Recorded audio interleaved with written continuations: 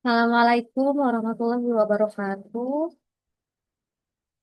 Alhamdulillah, alhamdulillahirrabbilalamin. Good morning everyone. Welcome to the second meeting of Grammar in Academic Discourse. Pada pertemuan ini kita akan membahas grammar yang selanjutnya ya. Tapi sebelum kita bahas, mari bersama-sama membaca Bismillah. Bismillahirrahmanirrahim. Ya, pada pertemuan ini kita akan membahas tiga skill ya, yaitu present participle, past participle, bawah ya,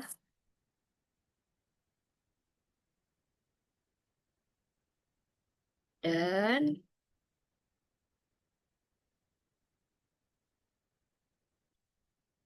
sentence with multiple clauses atau use coordinate connectors correctly ya.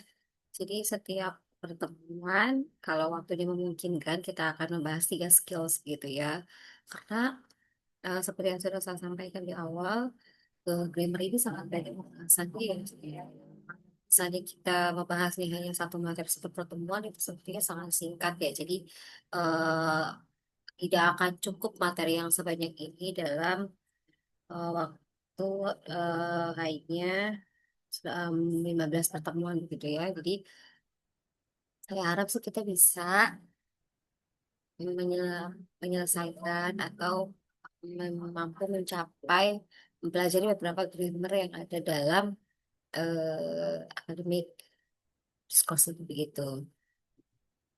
Oke, sebelum saya lanjut, saya mau mereview kembali ya apa yang sudah kita bahas di minggu lalu, yaitu skill one, two, three. Kalau tidak salah, skill one itu tentang subjek ya, subjek dan juga verb ya, di mana setiap kalimat itu harus at least mempunyai subjek dan verb. Jadi di skill 2 kita punya apa? Object of preposition. Object of preposition itu apa? Ayo, object of preposition itu di mana ada objek yang memang nyata itu bukanlah sebuah subjek, melainkan adalah object of preposition. Jadi jangan jadikan object of preposition sebagai subjek ya, karena sejatinya subjeknya itu sudah ada di awal ataupun di tengah kalimat sebelum atau sesudah object of preposition tersebut. Jadi jangan sampai terkecoh. Dan untuk yang positif, di pertemuan yang ketiga atau skill ketiga, itu yang berkaitan dengan apa? Masih sama ya, berbicara mengenai subjek dan juga verb, di mana jika kalian menemukan kalimat yang memang itu adalah kalimat penjelas atau informasi tambahan yang berkaitan dengan si subjek, berarti itu bukan sebagai subjeknya, melainkan akusatif ya, gitu. Seperti ini. Tom, a really good mechanic was in the car. Seperti Tom, maksudnya a really good mechanic gitu. Dia is fixing the car. Ini adalah kalimat jelas daripada subjeknya. Dan ini yang kedua, positifnya ada depan dan subjeknya ada di tengah, nggak usah pakai koma. Jadi intinya positif itu adalah benda yang datang sesudah atau sebelum mengaduk noun dan biasanya diikuti oleh koma dan itu bukan subjek is tapi subjek. Itu ya untuk review materi yang minggu lalu. Sekarang kita lanjut ke materi atau skill yang keempat, itu berkaitan dengan present participles. Saya rasa kalian sudah familiar ya dengan present participles ini, mungkin pernah mendengar gitu. Katanya present participle is the inform of the verb ya. Present participle ini adalah inform yang biasanya dia itu berfungsi sebagai adjective ya. Jadi terkadang kita terkecoh apakah informnya ini atau verb yang berbentuk ing ini memang dia berfungsi sebagai kata kerja atau berfungsi sebagai adjective gitu ya. The starter question under two form present participle can cause confusion because it can be either a part of the verb or adjective. It's part of the verb.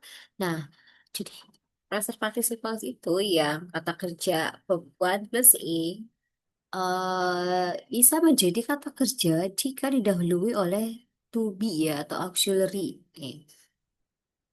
Jika didahului oleh contohnya demand ini apa? Subjek. Is kan to be. Talking itu kan verb plus ing ya. To his friend ini kampungnya atau objeknya. The man subject is talking itu kan verbnya. Kenapa talking di sini jadi verb? Karena depannya ada be ya. Kenapa dia to be-nya is? Karena the man kalau diganti jadi he ya. Dan ini kalau kita lihat ini adalah present continuous tense. Present continuous tense itu rumusnya memang kan subjek plus to be plus verb one plus ing ya. Jadi fungsi talking di sini sebagai verb ya, bukan sebagai adjective karena didahului oleh is atau didahului oleh be gitu. Kemudian mana present participles yang berfungsi sebagai adjective? Jadi kita perhatikan. Jika present participle itu berfungsi sebagai adjektif, itu tidak ada atau tidak ditemani oleh be. Seperti ini contohnya. The man talking to his friend has a beard. Ya. The man ini kan subjek. Talking ini kan menurut kita secara sekilas adalah verb begitu. Tapi ternyata talking di sini bukan verb karena tidak didahului oleh be. Kalau yang di atas berfungsi sebagai verb karena dia didahului oleh to be is gitu. Kalau yang bawah itu berfungsi sebagai adjektif karena tidak didahului oleh to be ya. Tapi kan syarat sentence itu katanya harus ada subjek dan verbnya miss at least gitu. Nah, the man talking to his friend ini verbnya mana? Verbnya adalah yang has, memiliki gitu ya. Jadi ketika kalian mengisi structure atau grammar itu harus pastikan betul setiap itemnya itu ada, setiap itemnya itu concrete gitu ya. Nah, meskipun pembahasannya tentang apositif, atau tentang object-object position atau present participle, untuk subject and verb itu pastikan sudah ada atau ada sinkron begitu ya. Nah, jadi untuk yang dengan talking to his friend ini kan kalau secara sekilas subjeknya sampai subjeknya sampai to his friend atau tapi main subjeknya the man ya. The man talking to his friend, verbnya has a beard. Nah, berarti ini adalah verbnya.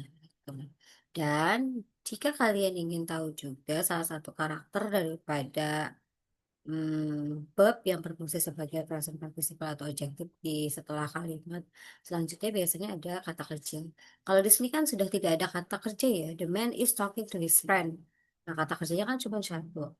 Selanjutnya tidak ada kata kerja lagi. Tapi untuk yang the man talking to his friend, ya ini yang ada kata kerjanya di sini. Ya, berarti salah satu ciri ya untuk memudahkan kalian mencari tahu apakah uh, verb ini berfungsi sebagai verb atau sebagai adjektif itu dengan mengetahui di kalimat selanjutnya itu ada kata kerja atau tidak, atau juga bisa mengetahui di depan kata verb ini ada to be atau tidak begitu ya. Oke, jadi kita bisa membedakan apakah itu present participle ataukah berfungsi sebagai kata kerja dari dua hal tadi ya, gitu. Coba kita lihat contohnya. The child bla bla bla playing in the yard is my son. Kayak gitu. Apakah yang now is he atau was? The child now playing in the yard is my son. Atau the child is playing in the yard is my son. The child he playing in the yard is my son. The child was playing in the yard is my son. Oke, coba kalau misalnya kita lihat di sini, yang paling benar adalah yang A, the child now playing in the yard is my son. Kenapa? Karena kita lihat di sini. Kalau the child is playing in the yard is my son, itu is-nya berarti kan dia double verb ya. Ada is lagi. The child he playing in the yard is my son. He juga kenapa? Kurang tepat. Karena the child kan kalau diganti jadi he. Maka masa he kan jadi double. The child Was flying in the air is my sign. Sama was juga salah karena ini adalah double verb. Bedanya apa? Kalau yang was ini past tense, kalau yang is ini present. Berarti yang paling tepat adalah yang now. The child now flying in the air is my son. Berarti flyingnya di sini berfungsi sebagai apa? Sebagai kata sifat ya. Present participle itu berfungsi sebagai kata sifat dan verbnya itu adalah is. The child now flying in the air is my son. Yes.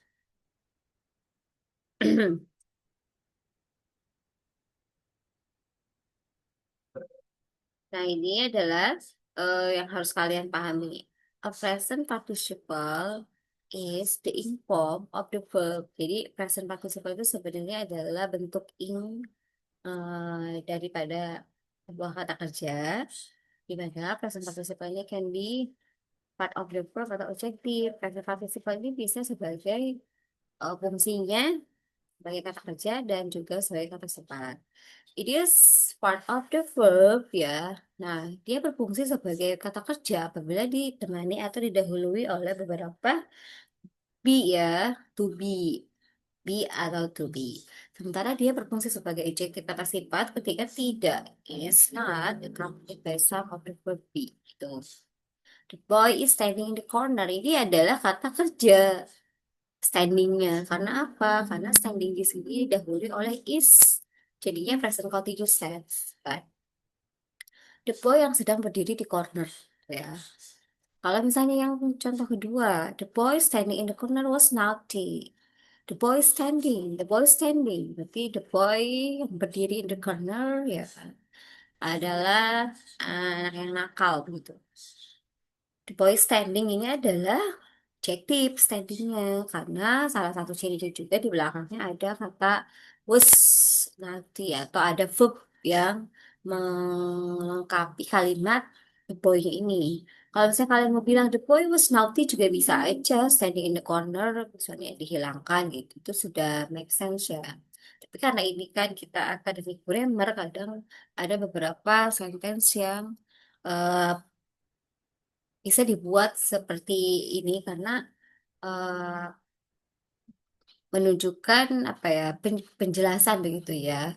The boy yang mana sih? The boy yang standing in the corner kayak gitu. Jadi kita membutuhkan adjektif ketika kita mau memperjelas sebuah kalimat tersebut. Tapi pada intinya kalau standing ini atau verb in tidak didahului oleh be biasanya berfungsi sebagai adjektif. Sementara untuk yang standing atau verb of in yang didahului oleh be itu berfungsi sebagai verb. Nah, coba kalau misalnya kita lihat di sini di exercise ya, the companies offering the lowest prices will have the most customers ya. Subjeknya mana? The main subjeknya ya, subjek utamanya adalah the companies ya, the companies offering the lowest prices. Verbnya mana? Will have the most common customers gitu. Jadi kan asal katanya over ya, verbnya kan over tanpa ing ya. Karena dia berfungsi sebagai adjektif ya kan, makanya di sini ditambahkan ing.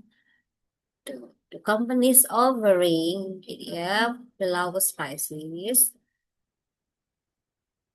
will have the most customers. Nah, ini will have-nya adalah verb itu. And then nomor dua, those travelers are completing their trip or the Delta should report to get the trip. Ya. Kenapa dia incorrect? Kenapa dia incorrect? Karena kalau kita lihat main verbnya mana? Main verb, sorry. Main subjeknya mana? Those travelers. Ya, those travelers ini kan subjeknya. Jamak, jamak. Betul. Ada S-nya. Kemudian, coba kalau kalian perhatikan, those travelers are completing their trip on the Delta should report to Gatwick. Kenapa dia salah? Karena kesannya seperti ada double verb. Ada are completing ya, dan juga should report begitu. Ya kan? Nah, berarti yang salah itu adalah yang pentingnya ayo. Those travelers Those travelers completing their trip on the Delta should report on the gate 3. Berarti yang harus dihapusnya yang R-nya ya. Karena di sini sudah ada should report kata kerja. Kalau completing ini ada R-nya, to be-nya, berarti nanti kita double verb ya. Makanya yang harus dihilangkan yang R-nya.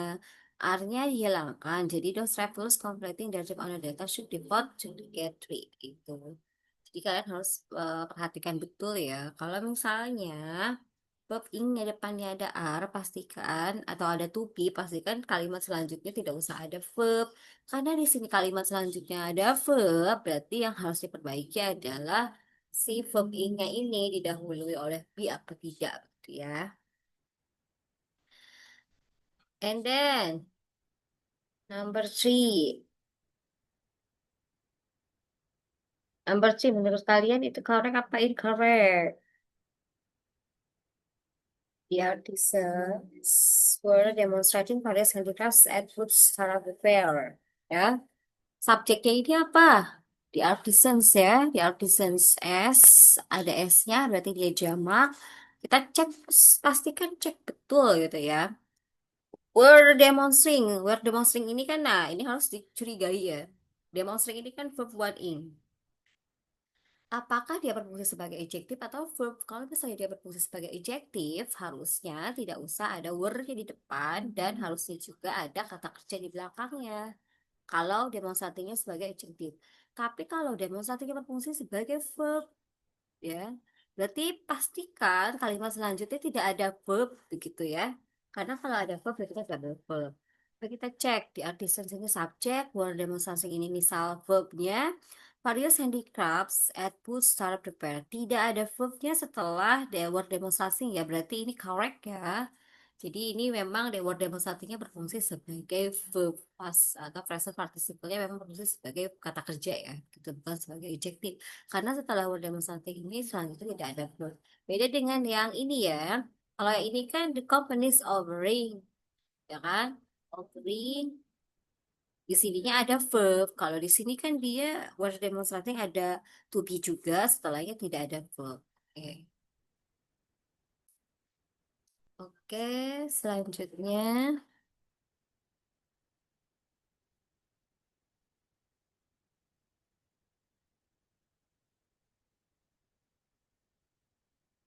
kita ke number 4. Number 4 menurut kalian ini incorrect apa correct? The fraternities are giving the wildest parties attract the most snowflakes. The fraternities are giving the wildest parties attract the most snowflakes. Nah, coba lihat subjeknya yang mana? The fraternities ya. Oke, kita curigai dulu ini. Are giving di sini ya. Are giving ini apakah perlu saya sebut? Ini verb. Kalian lihat dulu kalimat selanjutnya. The fraternities are giving the wildest parties attract the most new friends. Ternyata ada verb di sini, ada attract ya. Berarti kalau misalnya ada verb selanjutnya, pastikan verb ini berfungsi sebagai adjektif, kata sifat.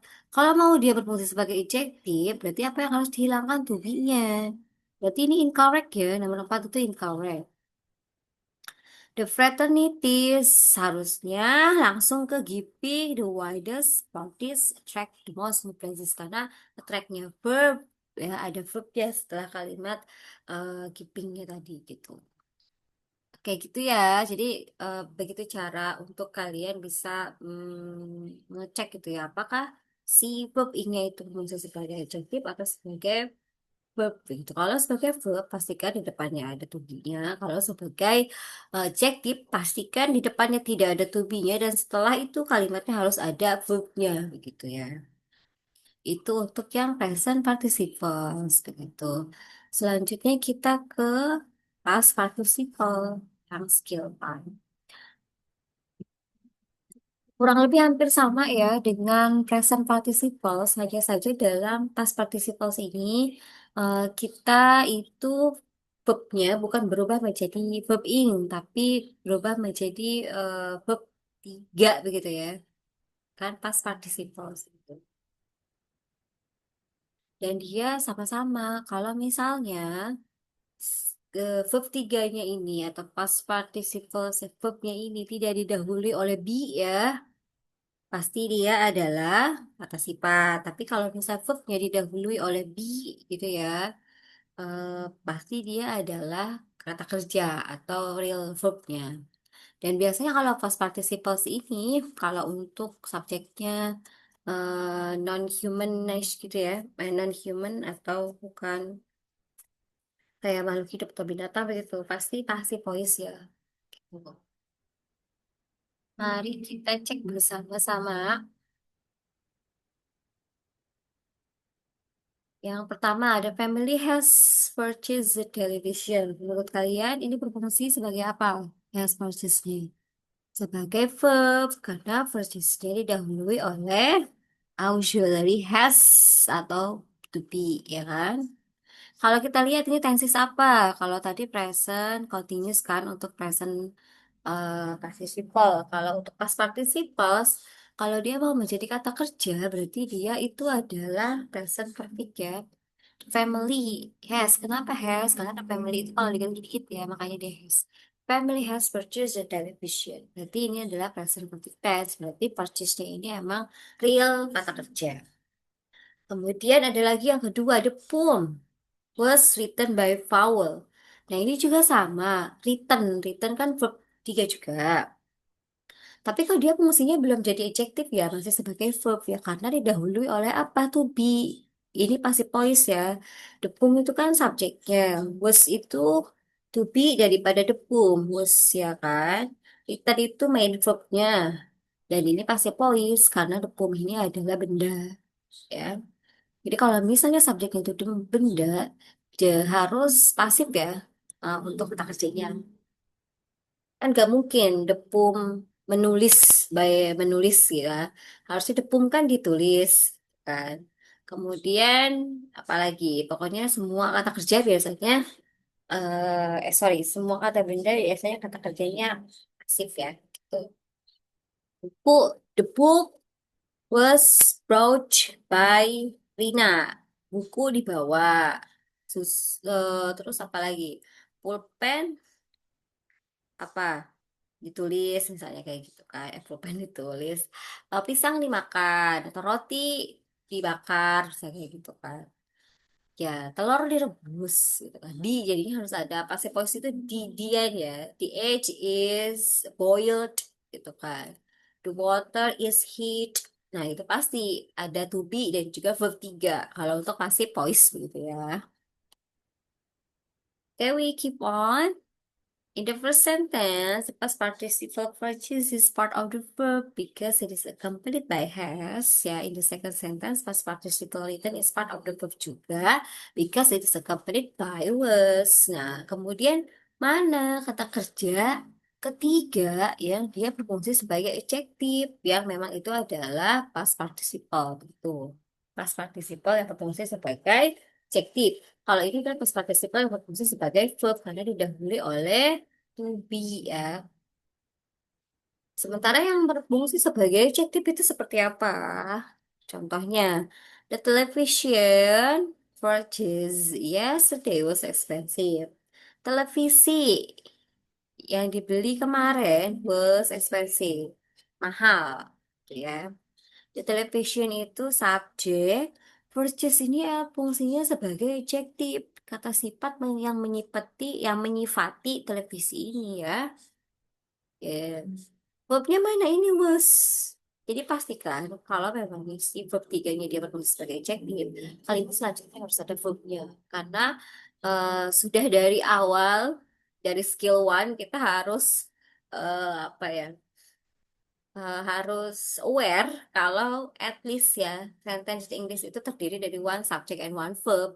Pastikan kita cari verbnya mana nih, subjeknya mana nih kayak gitu. Whatever the formula gitu ya, pasti akan looking for subjeknya mana, verbnya mana. Gitu. Karena kan harus sinkron atau harus paralel gitu. Dan television kan subjeknya ini singular, verbnya kan singular juga was ya. Dan versus di sini adalah kata sifat. Karena dia tidak didahului oleh ini, to be itu. Kalau yang atas kan didahului oleh has atau was. Karena di sini versusnya tidak didahului oleh be, berarti dia fungsi sebagai adjektif. Dan wasnya ada di kalimat selanjutnya. Tuh.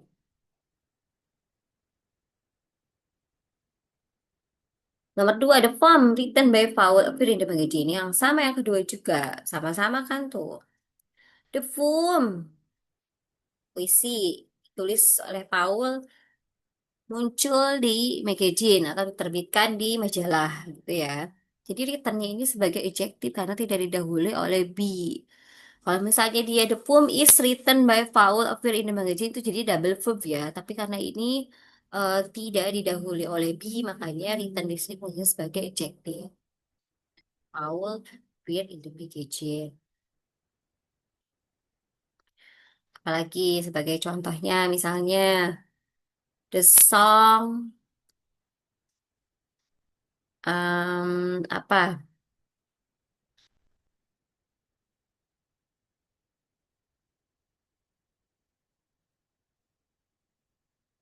The song written by Lina appeared in YouTube misalnya gitu. Ya, jadi apa namanya banyak contoh-contohnya yang memang dia berfungsi sebagai adjektif. Atau misalnya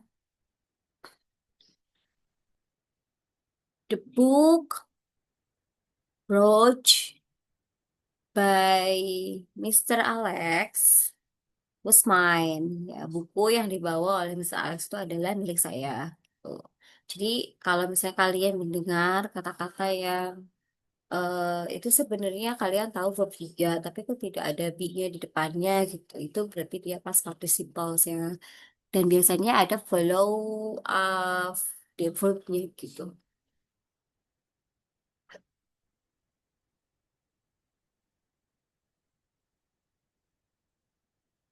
Selanjutnya di sini, nah, the following example show how past participle can be confused with the verb. Contohnya, the packages mail at the post office will arrive Monday.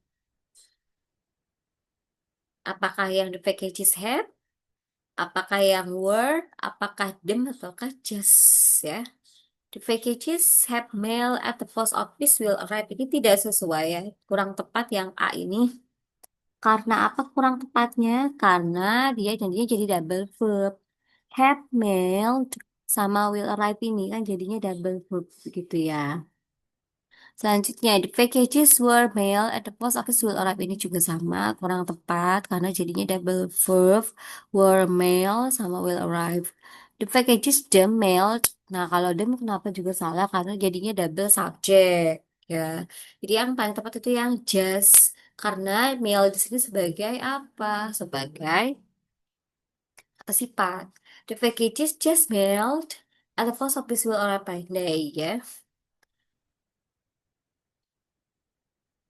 Nah, di sini kita lihat. A past participles often ends in ed, but there are also many irregular past participles ya. Bukan hanya yang berakhiran ed ya, kata kerja ketiganya, ada juga yang irregular kayak speak, spoke, spoken, uh, write, wrote, written, bring, brought, brought, give, gave, given, letter given by Tisa, misalnya.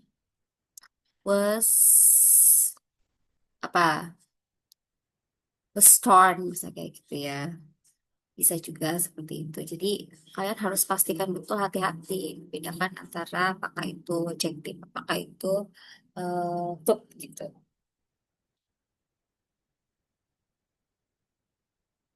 Past participles have been added ke dalam wujud past participle manifest.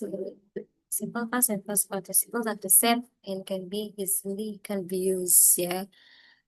Nah, jadi ada dua fungsinya, bisa sebagai simple past dan juga bisa sebagai past participle. Seated in this picture ini adalah past tense karena verb 2 Tidak ada to be-nya di depan. Tidak ada verb selanjutnya juga. Yang kedua, she has paint this picture. Kalau ini juga paintnya berfungsi sebagai verb karena dia didahului oleh has actually daripada perfect tense. Gitu. Yang berfungsi sebagai apalagi the picture painted by Caroline. Sebagai adjektif yang ketiga. Gambar yang dilukis oleh Karen is now in museum. Ya, sekarang ada di. Oke, exercise. Number one. Kenapa dia incorrect? The money was offered by the client who's not accepted. Ya. Kenapa dia incorrect? Subjeknya apa? The money. Verbnya mana? Katanya di sini ada kata kerja ketiga over. Subjeknya kan over. Ya. Kalau misalnya subjeknya benda, ya kan benda ya, the money. Terus passive voice. Ini kelihatannya seperti betul sih, karena sudah ada be, ya, was, dan juga over. Berarti kan passive voice. Tapi kenapa ini bisa menjadi incorrect? Karena di depannya ada accepted, ya. Jadi kalau ada dua verb ini ya salah, ya. Jadi pastikan salah satunya harus ada yang berfungsi sebagai adjective. Berarti mana yang harus dihapus? Ya, the money offered by the client was not accepted. Berarti was yang ke pertama.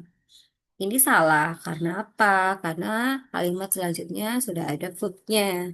Jadi kita tidak harus menambahkan verb lagi di awal atau to be di sini ya. Jadi over ini berfungsi harusnya sebagai adjective bukan sebagai verb juga.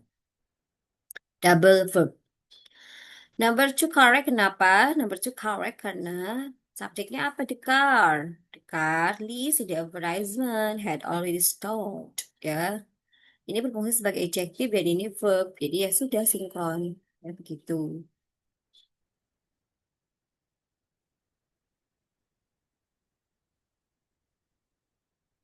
The chapters, number three. The chapters were taught by the professor this morning will be on the next week's exam. Menurut kalian ini correct apa incorrect? Subjeknya mana? The chapters. Subjeknya. Pastikan betul kalau ada kan word tap ini word tap kesannya seperti to be ya. Kesannya seperti verb. Pastikan betul setelah verb yang pertama apakah masih ada verb yang kedua. Oh, ternyata ada. Verb yang keduanya will be on the next week's exam. Berarti ini incorrect. Karena apa? Karena salah satunya harus berfungsi sebagai adjective. Berarti mana yang harus kita hilangkan? Yang were-nya. The chapters taught by the professor this morning will be on the next week's exam. Berarti were-nya dihilangkan, dicoret ya. Gitu. Oke, untuk nomor selanjutnya bisa kalian isi ya. Nah, ini kita di pertemuan kedua ini dan akumulasi dari pertemuan pertama ternyata sudah sampai di skill yang kelima ya, 1 sampai 5. Di sini ada evaluasi atau exercise skill 1 sampai 5-nya. Kalian bisa mengisi ini ya nanti untuk pelatihan di rumah. Ini adalah akumulasi dari skill 1 and 5 ya. Dari subject and verb, dari appositive, dari object of preposition. Kemudian ada present and past participle. Pastikan kalian bisa mereviewnya, mempelajarinya, dan mengisinya gitu ya. Baik yang correct dan incorrect ini maupun yang multiple choices yang ini. Itu latihan di rumah. Nanti next week kita akan lanjut ke sentence with multiple clauses ya. Kalian pelajari juga. Tuh. Eh, jika ada pertanyaan bisa dikonsultasikan di Google Classroom. Dan juga jika ingin belajar lebih banyak, bisa visit beberapa link YouTube yang sudah di-attach dan juga ada beberapa buku yang sudah di-attach ke di Google Classroom ya. Hopefully you can explore and learn by your own selves, not only relying on this video because limit of time. Thank you so much for today. Let's close by Alhamdulillah. Assalamualaikum warahmatullahi wabarakatuh.